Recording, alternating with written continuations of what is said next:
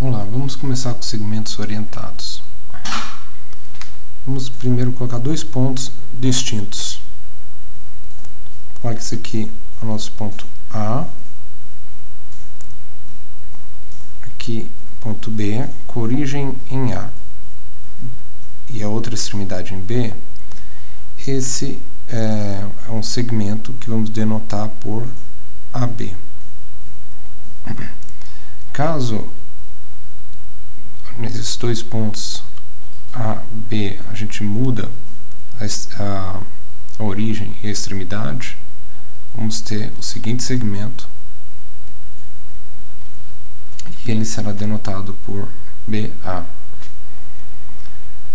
Esse é conhecido como o oposto de AB. Então, esse vetor aqui é o oposto do vetor AB. Em geral, o segmento AB é diferente do BA. E segmento nulo, ele existiria? Bom, se a gente tem nossos pontos na extremidade e vier trazendo ele cada vez mais perto, ele vai se colapsar, a origem e a extremidade em um só ponto, e nesse caso ele não tem orientação. Porque não tem sentido ter uma orientação.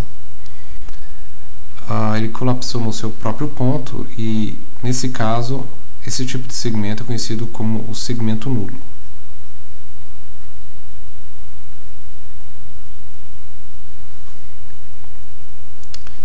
As principais características, portanto, dos segmentos orientados, como podemos perceber, vou colocar aqui características, vou chegar aqui.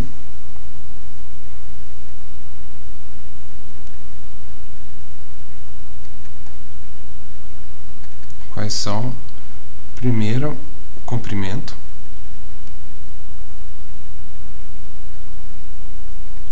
Se eu falo que essa distância aqui é de uma unidade, vamos ter 2, 3, 4, 5, 6. Portanto, o comprimento do segmento AB seria de 6 unidades.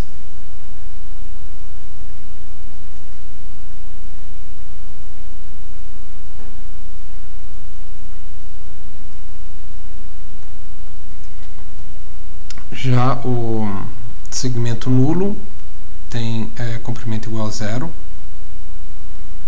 né? Zero para segmento nulo, e os segmentos orientados têm o mesmo comprimento que o oposto. Fácil de entender, né? O oposto tem o mesmo comprimento.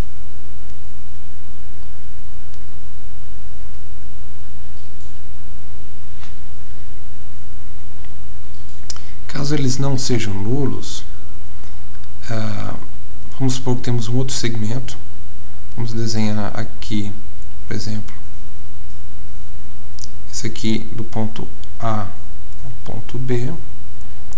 Vamos ter um outro segmento, ponto C, ponto D.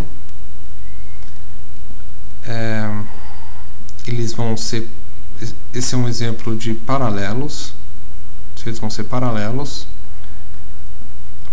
Podemos ter, eles vão ter a mesma direção. Vamos ter um outro exemplo aqui, este com este também é paralelo, ou este dois também são paralelos. Aqui são os exemplos de segmentos paralelos.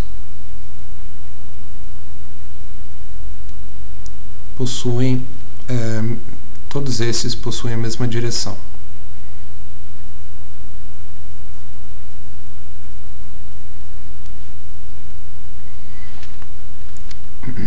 Agora, mesmo que eles estejam a mesma direção, eles podem ter sentidos opostos, como, por exemplo, vamos fazer o seguinte segmento: A, B,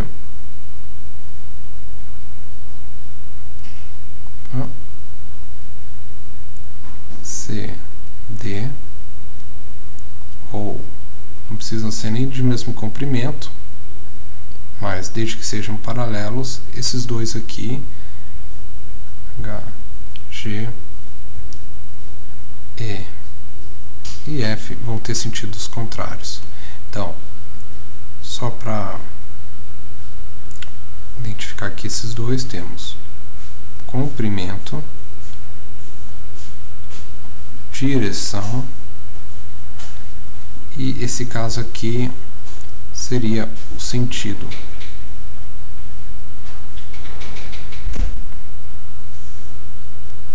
Que podem ser mesmo sentido ou sentido contrário.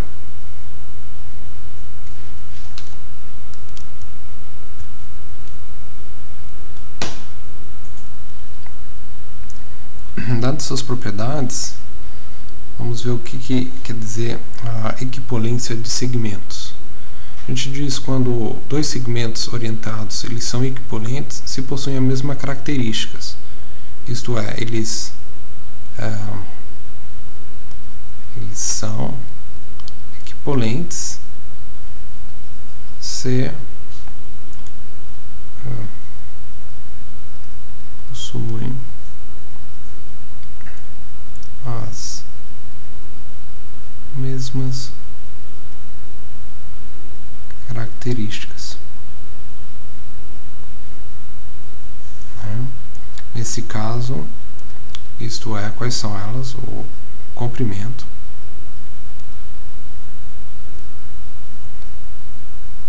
direção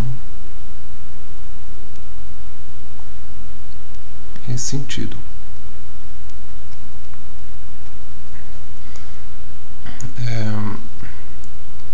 E a gente indica a equipolência com esse símbolo. Segmento orientado AB é equipolente ao segmento orientado CD.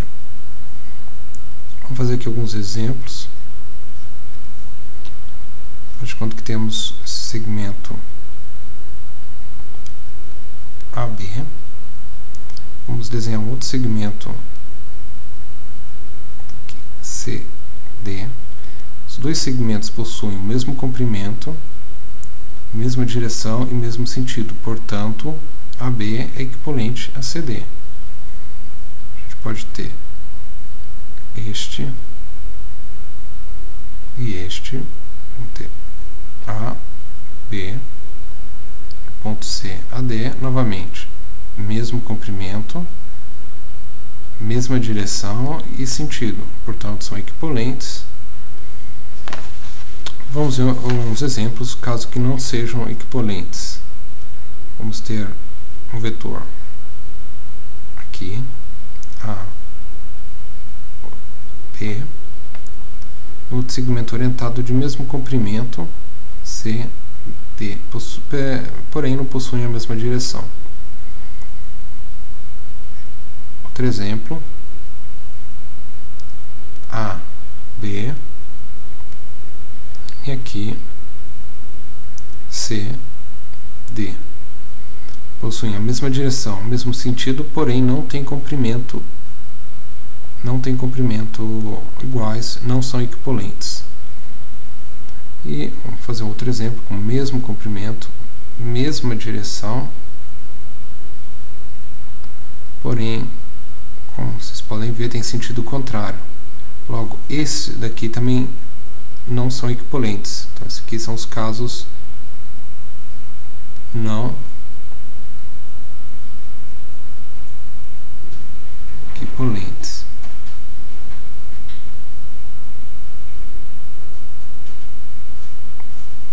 Este, este e esse. Quais são as propriedades que podemos ter para um uma equipolência. Vamos começar aqui. Temos a reflexiva, ou seja, o segmento orientado AB é equivalente a si mesmo. Qualquer segmento orientado é equivalente a si mesmo. A segunda propriedade é a simétrica, ou seja, se AB é equivalente a CD, então CD também vai ser equivalente a AB.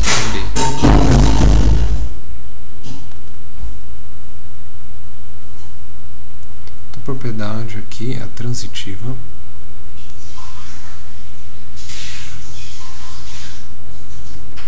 A gente pode falar se AB, o segmento orientado AB, for equivalente ao segmento orientado CD e CD for equivalente a EF, então a gente pode concluir que o segmento AB também vai ser equivalente ao EF. E a última propriedade aqui é de transporte.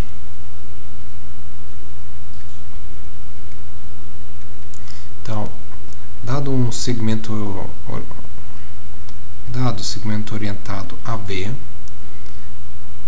em um ponto C, só vai existir um único ponto D, né? Então, existe um único ponto D,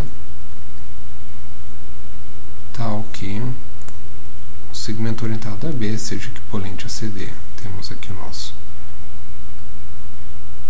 AB, com o ponto C, podemos colocar ele aqui.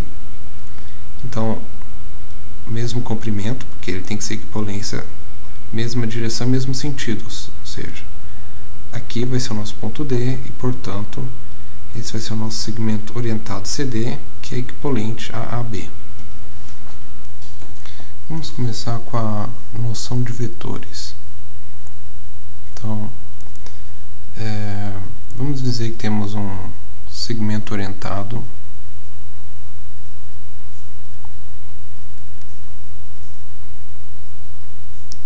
AB. E a gente chama o vetor AB, no caso, o vetor do segmento orientado AB será denotado, a gente escreve desse modo. Ele vai ser todo o conjunto de segmentos que são todos segmentos orientados equivalentes a AB. Vou fazer aqui uns exemplos, desenhar aqui alguns segmentos orientados.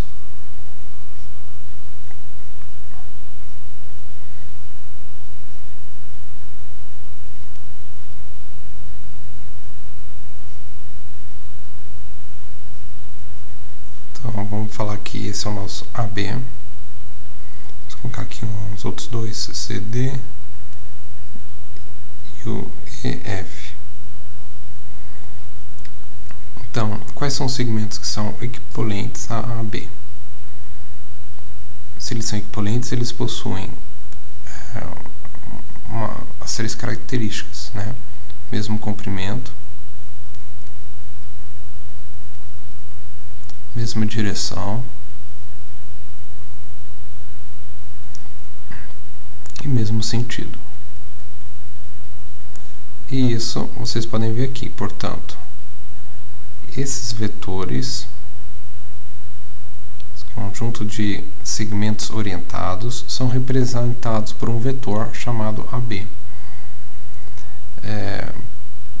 E por essa definição podemos escrever que o nosso vetor AB, que é o conjunto de todos os segmentos equivalentes, também vai ser equivalente ao vetor CD e o EF nesse exemplo. E geralmente a gente indica tudo isso por uma letra V. A já que todos eles podem ser representados tanto por um ou outro vetor.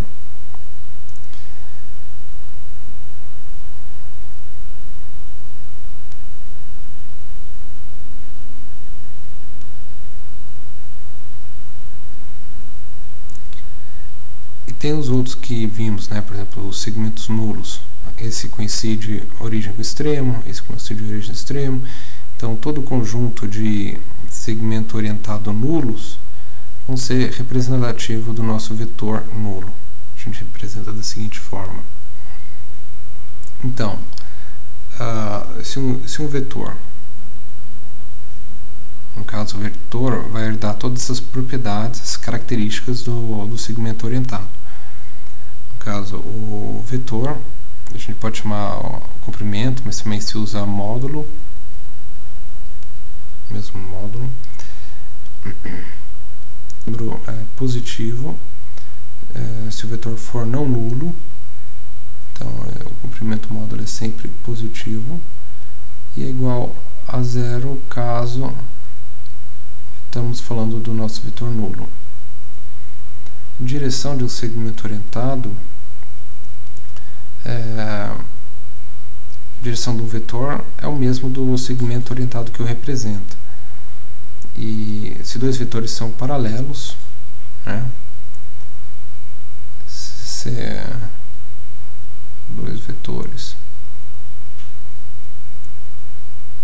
são paralelos, então a gente sabe que eles têm a mesma direção.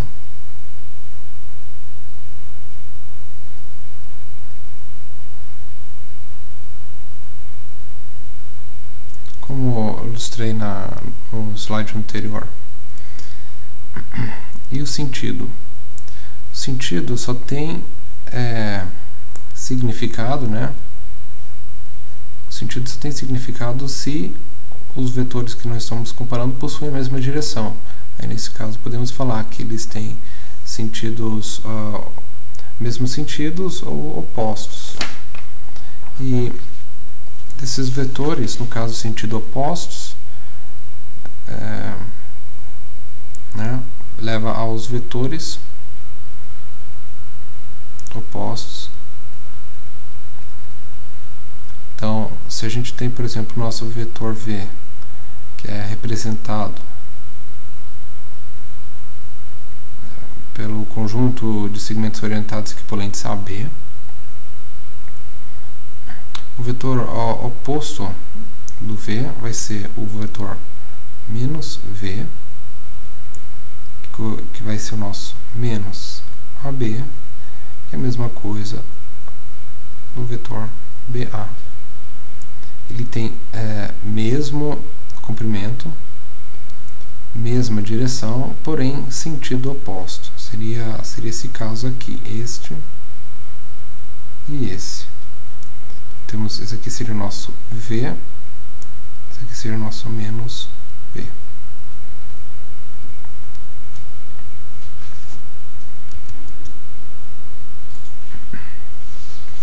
Agora vamos para isso que definimos que são os vetores, vamos partir para a parte de adição de vetores. Então,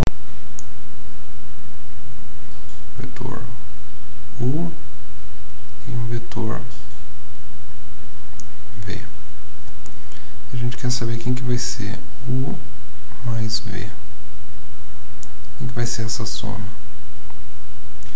Para isso tem dois modos de trabalhar. Um é conhecido como completar o triângulo.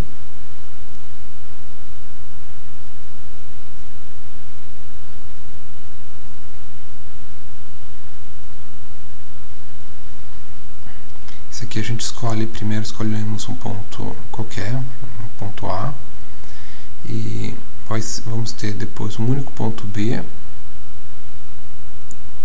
de modo que a gente vai ter o nosso vetor U, ponto A ao B. Esse aqui é o nosso vetor U. E a gente vai escolher um único ponto C,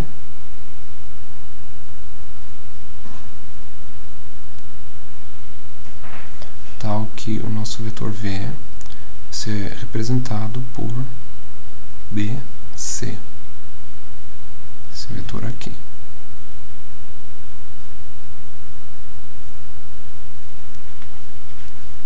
Então, é U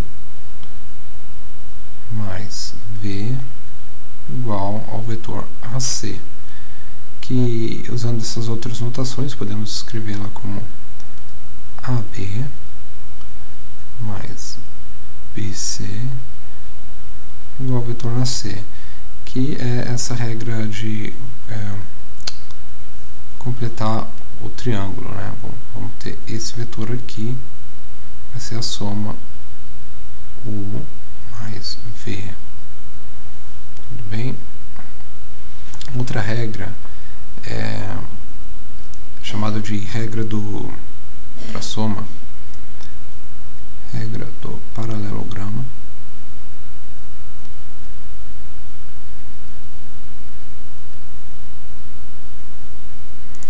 E a diferença para esse é que você adota a mesma origem. Nesse caso, o nosso ponto alto A, e vamos colocar o nosso vetor U.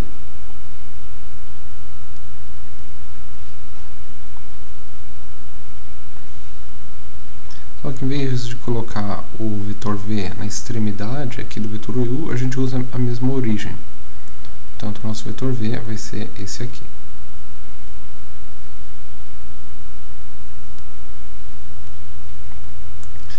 E a regra do paralelogramo, porque a gente vai completar aqui.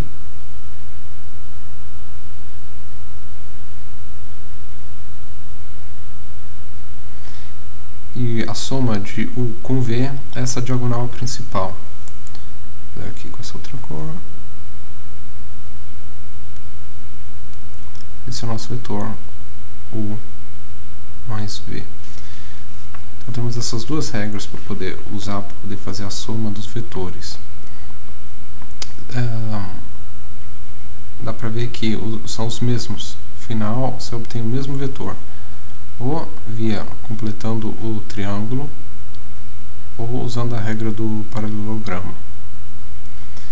Agora, quais são as propriedades dessa soma?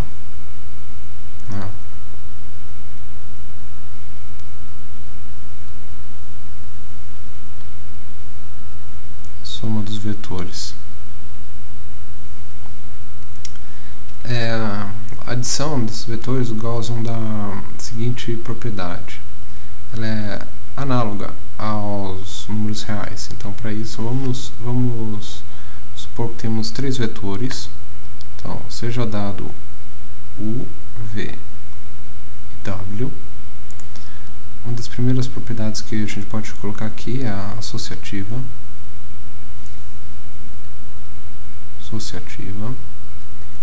Isso quer dizer o quê? Que a soma do vetor U com V mais o vetor W é a mesma coisa que U somado com a soma de V com W. E isso aqui também podemos ilustrá-la para entender melhor. Vamos ter o nosso ponto A, do A até esse ponto B, o nosso vetor U. Temos três vetores, né? U, V, W, então tem que colocar todos os três. Vou chamar esse aqui de V. E esse aqui de W. Certo? U mais V, a soma desses dois vetores, usando a regra de completar o triângulo, vai ser esse vetor aqui.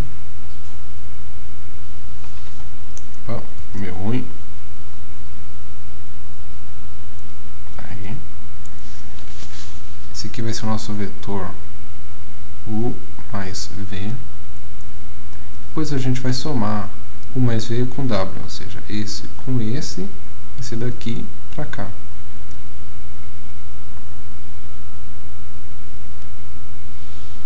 Esse seria o nosso U mais V o vetor W. Vou pegar outra cor. Agora vamos fazer esse caso aqui e ver que resultam no mesmo vetor. Primeiro, porém, vamos somar V com W. V com W vai ser esse vetor.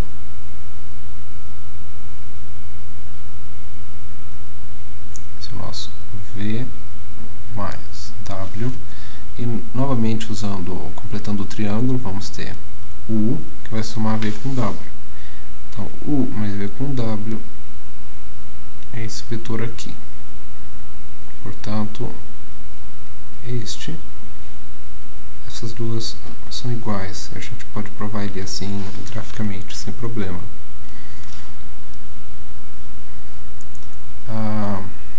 Vamos mudar aqui um pouco. A segunda propriedade vai ser a comutativa. O que quer dizer isso? Que o vetor U mais V é igual ao vetor V mais U. Novamente, podemos explicar isso aqui com um gráfico. Vamos desenhar aqui o nosso vetor U e aqui o nosso vetor V.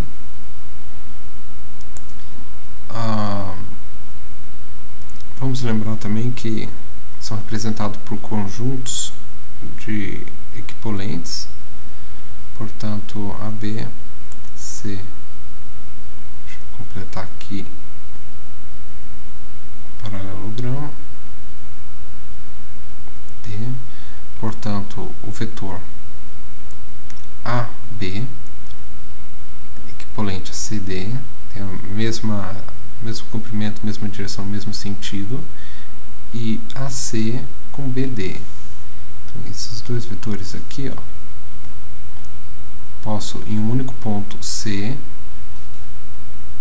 representar o vetor AB, com a mesma direção, mesmo módulo de sentido, e aqui, esse aqui vai ser o nosso vetor V, e aqui o nosso vetor U.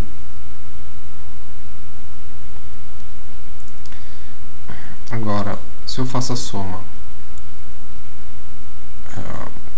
U mais V, esse U e V, vamos ter essa soma aqui. U mais V. Vou mudar de cor. E se eu somar V mais U, eu vou ter esse vetor aqui em cima, idêntico. Esse é o V mais o vetor U, que são idênticos. A terceira propriedade é a existência do elemento nulo.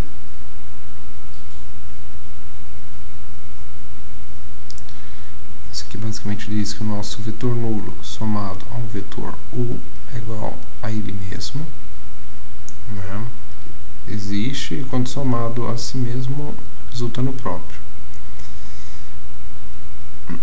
A quarta propriedade é a existência do oposto. Então, se temos um vetor U do segmento AB, ou seja, vamos ter o vetor AB, existe um vetor oposto, menos U, igual ao vetor de B para A. E se a gente soma U mais o oposto de U, isso aqui é a mesma coisa da regra comutativa, a mesma coisa dizer menos U mais o vetor U, e vai ser igual ao vetor nulo, certo? Então, existe um único vetor oposto que, quando somado a si mesmo, resulta no vetor nulo. Vamos ver agora só mais um pouco o que acontece com subtração de vetores. Vimos a adição. A subtração não é nada mais que somar o oposto, ou seja, vou colocar aqui, subtração. Como que vai ser a subtração? Se a gente tem U menos o vetor V Isso daqui vai ser nada mais que a soma do vetor U com o vetor oposto do vetor V, certo? Vamos ver alguns exemplos aqui. Se esse aqui é o nosso vetor U, e a gente quer somar com o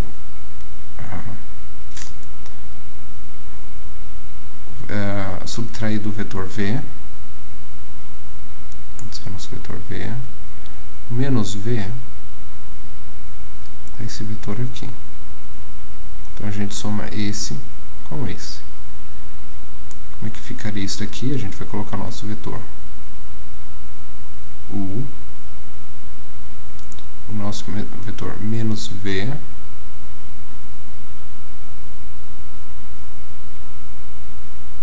e a gente completa o triângulo. Esse é o nosso vetor que a gente quer aqui. Esse é o vetor menos V. Se não ficou claro, a gente pode representar todos eles. A gente coloca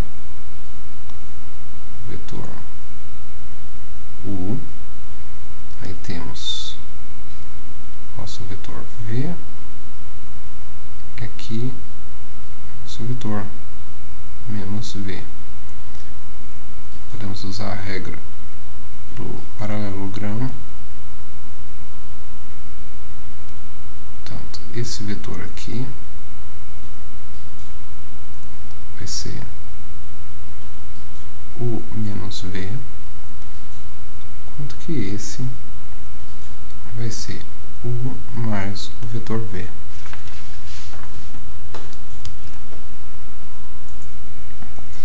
Vamos ver essa última parte dos vetores, que é a multiplicação de um número real por um vetor. Então, dado um número real qualquer em um vetor, digamos V, a gente define a multiplicação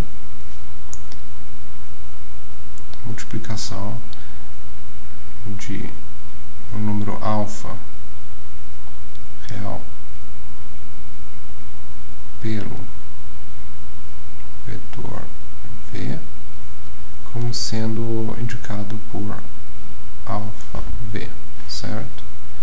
E se nesse caso o nosso número for 0 ou o nosso vetor V for o vetor nulo, então esse produto vai nos dar o nosso vetor nulo. Quais são as propriedades de multiplicação de um número real por um vetor? Temos o módulo, ou seja, o módulo desse produto é dado pelo módulo do nosso número real que está multiplicando pelo módulo do nosso vetor V. Tem uma direção, ou seja, se o nosso vetor alfa V ele é sempre paralelo a V,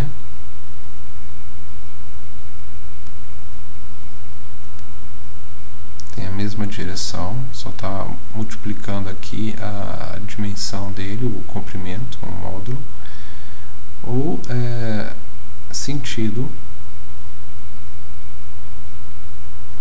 porque se esse alfa aqui, se alfa for positivo, então o sentido de alfa V é o mesmo de V.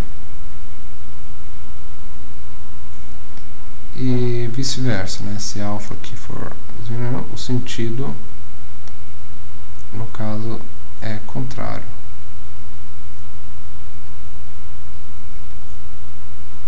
de V. O sentido do alfa V. Note que a gente só pode falar sentido se eles possuírem a mesma direção em vetores, né? Por exemplo, se aqui a gente coloca um vetor V, eu multiplico por 2V, seria um vetor duas vezes o comprimento, Eu posso multiplicar também por uma fração, tipo por meio. Aqui seria o meu v sobre 2. Também posso multiplicar por um número negativo, e portanto ele vai mudar de sentido. Aqui tipo menos v sobre 2. Então, quais são essas propriedades que vamos ter para multiplicação? Se temos a propriedade associativa,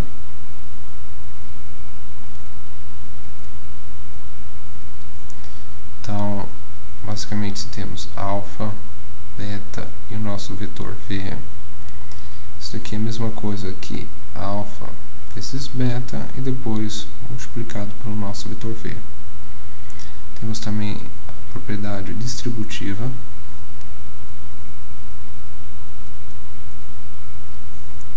onde temos uma constante alfa que multiplica por v mais o vetor u. Isso aqui é a mesma coisa que alfa v mais alfa u. Ou a gente também pode colocar em termos das constantes reais essa propriedade. Alfa mais beta, que multiplica o vetor u, vai ser a mesma coisa que alfa u mais beta u. E também a existência do elemento neutro.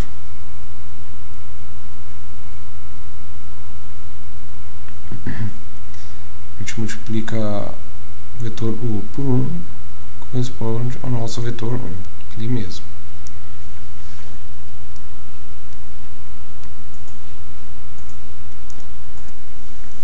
Agora tem uma classe de produto desses especial, vamos colocar aqui, são chamados de versor.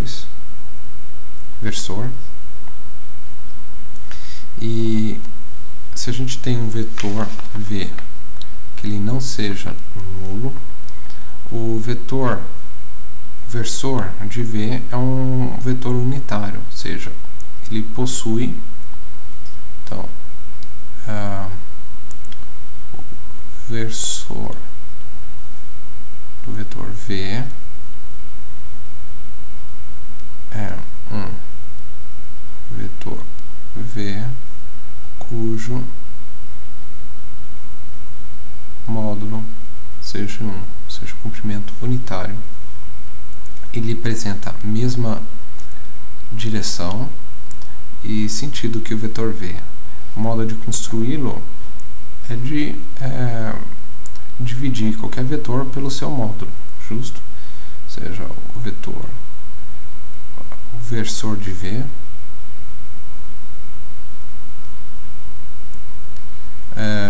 em muitos lugares é representado da seguinte forma, com o chapeuzinho em cima da letra.